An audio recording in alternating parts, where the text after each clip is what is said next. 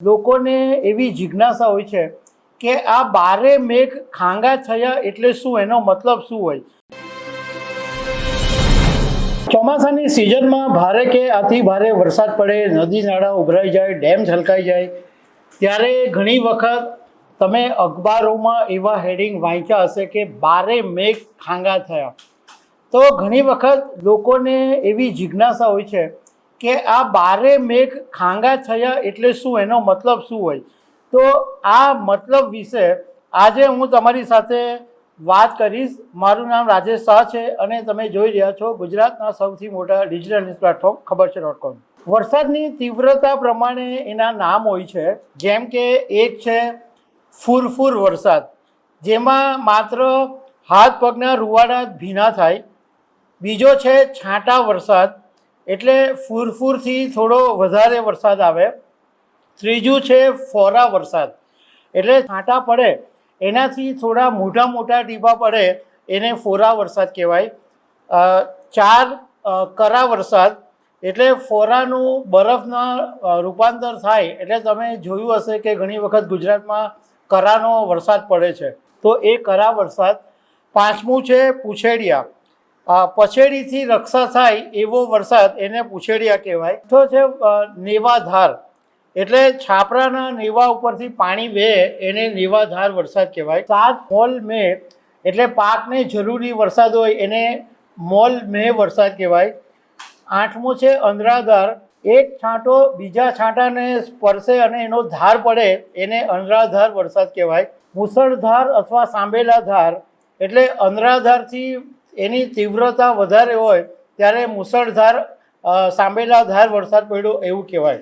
10મું ઢેફા ભાંગ વરસાદ, આ વરસાદની તીવ્રતા એટલી હોય કે પોતરામાં માટીના જે ઢેફા હોય એ પણ તૂટી જાય. 11મો છે પાણી મે, એટલે એટલો બધો વરસાદ પડે કે કૂવાના પાણી ઉપર આવી જાય. અને 12મું છે હેલી. 11 પ્રકારમાંથી કોઈ એક પ્રકારનો વરસાદ અઠવાડિયાઓ સતત પડે ત્યારે હેલી કહેવાય. 12 પ્રકારના વરસાદ થાય ત્યારે એવું કહેવાય બારે મેઘ ખાંગા થયા. હવે આ બધા નામ છે એ લોક સાહિત્યની અંદર આપેલા છે અને ડૉક્ટર રિદ્ધિશ જોશી છે, જે સુરતના પત્રકાર નરેન્દ્ર જોશીના દીકરા છે અને કોલેજમાં પ્રોફેસર છે. એમણે એક વાત લખી છે કે ભારત ખેતી પ્રધાન દેશ હોવાથી પ્રાચીન સાહિત્યમાં વરસાદનો ખૂબ ઊંડો અભ્યાસ કરવામાં આવતો હતો અને વરસાદના પ્રકાર મુજબ તેની રાશિ અને નક્ષત્ર મુજબ આગાહી અને સર્વસામાન્ય સિદ્ધાંતોને તારવવામાં આવતા હતા. અત્યારે આપણે ઘણીવાર જોઈએ છે કે ગુજરાતના હવામાનના જાણકાર અંબાલાલભાઈ પટેલ પણ આગાહી કરતા હોય છે. તો એમનો પણ આ જ છે કે એમની પાસે આ વરસાદને લગતા ઘણા બધા શાસ્ત્રોનો એમની પાસે અભ્યાસ છે અને એને આધારે તેઓ આગાહી કરતા હોય છે.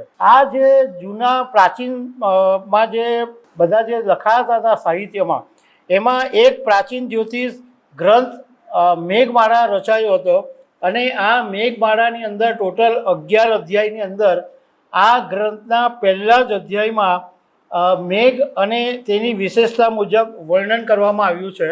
એના નામ આપવામાં આવ્યા છે સુબુદ્ધિ, નંદશાલી, કન્યદ, પૃથુશ્રુવા, વાસુકી, તક્ષક, વિકર્તન, સર્વદ, હેમશાલી, જલેન્દ્ર, વ્રજધ્રંશ અને વિસદ. એટલે આ 12 મેઘના નામ છે. એટલે આપણે બારે મેઘ ખાંગા થયા તે આ બારે મેઘના નામ પણ છે.